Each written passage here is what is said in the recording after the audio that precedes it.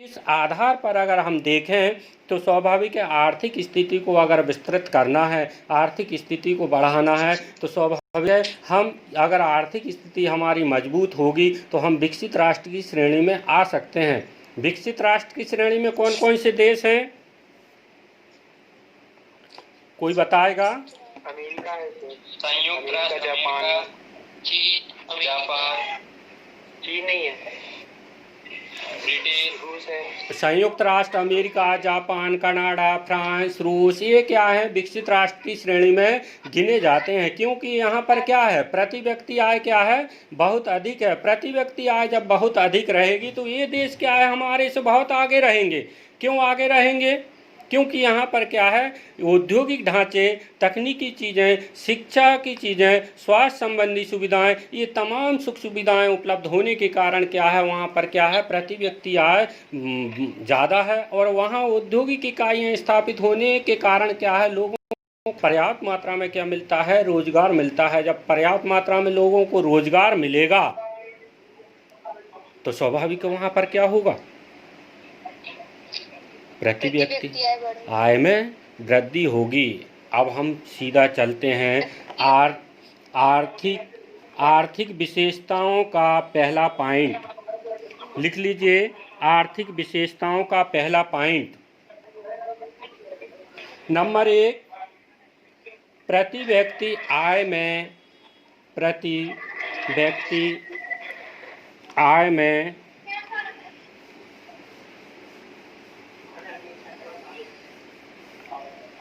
वृद्धि ना होना। प्रति व्यक्ति आय में वृद्धि ना होना। नंबर 2,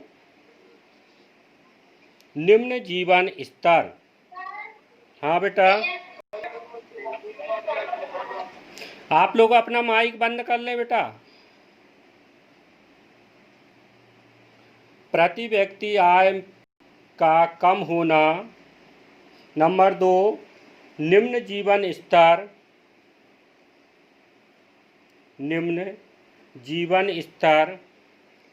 नंबर 3, कृषि की प्रधानता।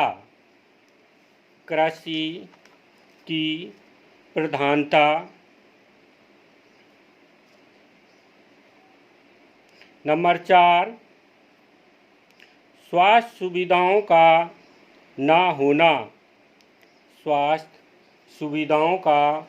ना होना। अगला पॉइंट, औद्योगिक ढांचा का कमजोर होना।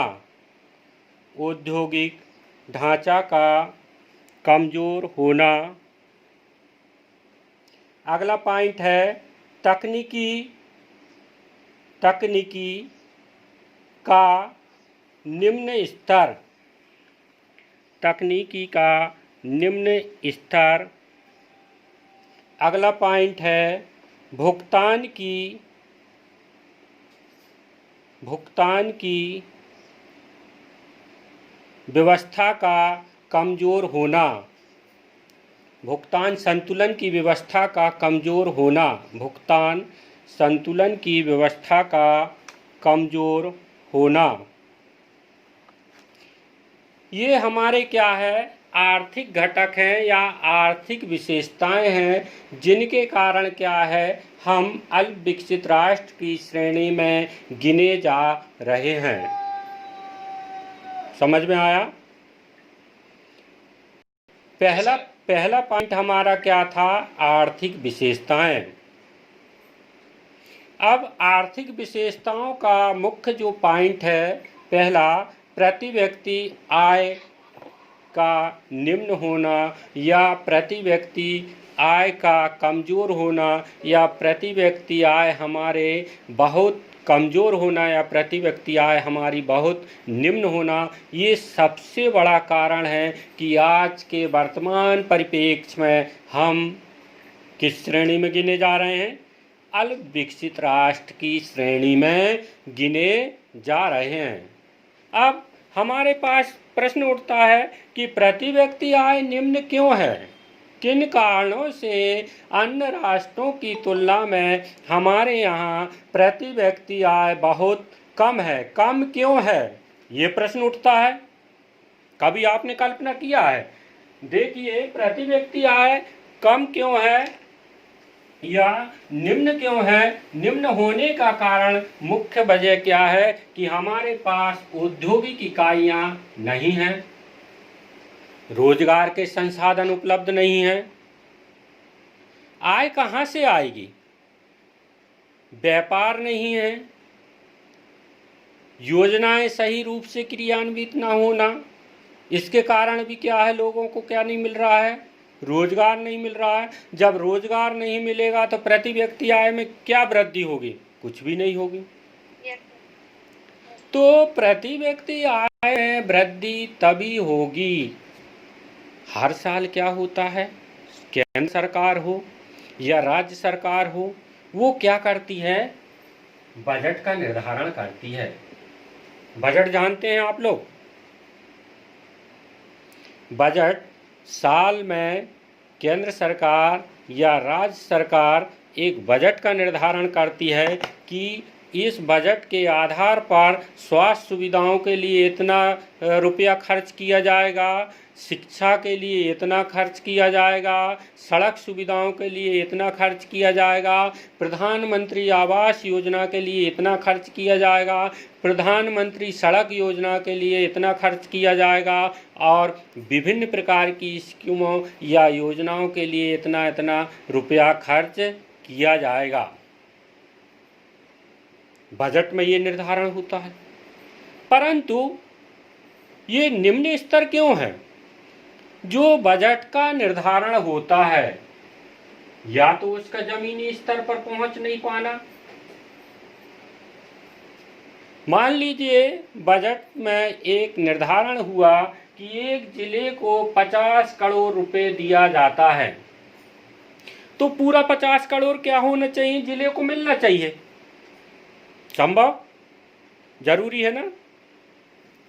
अब ये 50 करोड़ रुपए अगर उसको पूरा प्राप्त हो जाएगा तो उन 50 करोड़ में वह प्रत्येक गांव को क्या कर सकता है? उस राशि के आधार पर क्या कर सकता है? विकास कर सकता है। परंतु मुख्य कारण क्या है कि वह राशि जिले में आते आते केवल कितनी बचती है? 10 लाख रुपए बचती है। अब 10 लाख में मान लीजिए बहुत से गांव हैं।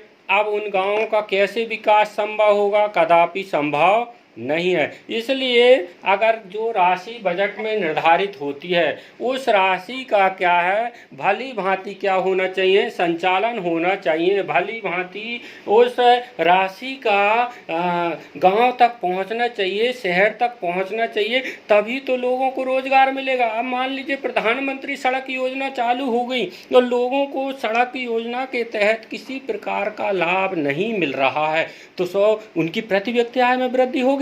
नहीं होगी। इसलिए प्रति व्यक्ति आय में अगर वृद्धि करना है तो गवर्नमेंट ने जो बजट का निर्धारण किया है उस बजट का शहर, कस्बा, ब्लॉक, तहसील सभी क्षेत्रों में क्या है, उन योजनाओं का क्या होना चाहिए? क्रियान्वयन होना चाहिए। उन योजनाओं का क्या है?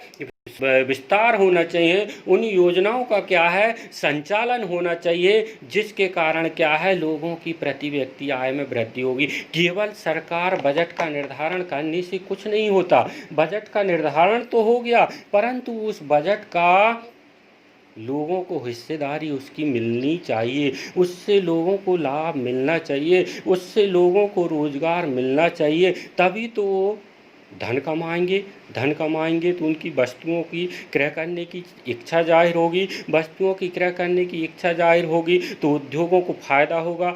वस्तुओं का क्रय विक्रय आदान प्रदान होगा, मुद्रा जाएगी, वस्तुएं प्राप्त होंगी। इस आधार पर व्यापार भी बढ़ेगा, औद्योगिक इकाइयां बढ़ेंगी। इस आधार पर क्या है, टैक्स बढ़ेगा। टैक्स बढ़ेगा तो राष्ट्रीय आय में वृद्धि होगी। राष्ट्रीय आय में वृद्धि होगी तो विभिन्न प्रकार की योजनाएं संचालित होंगी। विभिन्न प्रकार की योजनाएं संचालित होंगी तो स्वाभाविक है ये चक्र जो है एक गाड़ी के पहिया है, उस आधार पर ये चक्र क्या होते जाएगा, चलते जाएगा। राष्ट्रीय आय में अगर वृद्धि करना है तो स्वाभाविक है हमको किस पर ध्यान देना पड़ेगा, योजनाओं पर ध्यान देना पड़ेगा और औद्योगिक इकाइयों पर ध्यान देना पड़ेगा और विभिन्न प्रकार की सरकार की जो योजनाएं हैं उनको गांव तक पहुंचाने की जवाबदारी समझना पड़ेगा।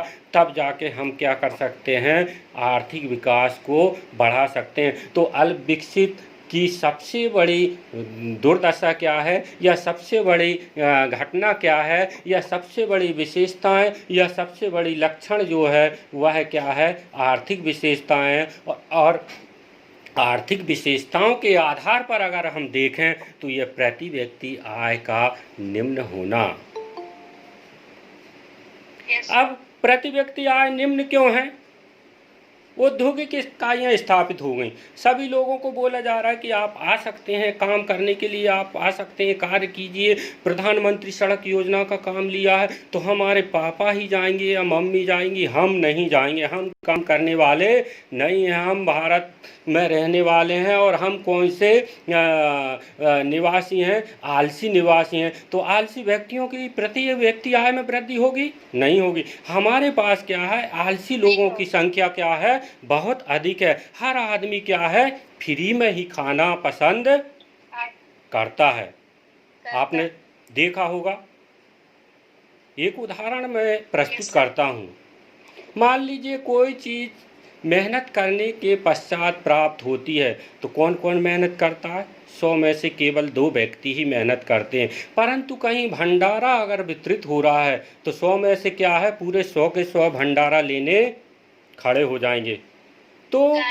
तो इस आधार पर अगर देखा जाए कि फ्री में ही सब कुछ उपलब्ध हो तो ये संभव नहीं है। प्रति व्यक्ति आय में अगर हमको वृद्धि करना है तो हमको क्या होना पड़ेगा, सजग होना पड़ेगा। जो योजनाएं संचालित हैं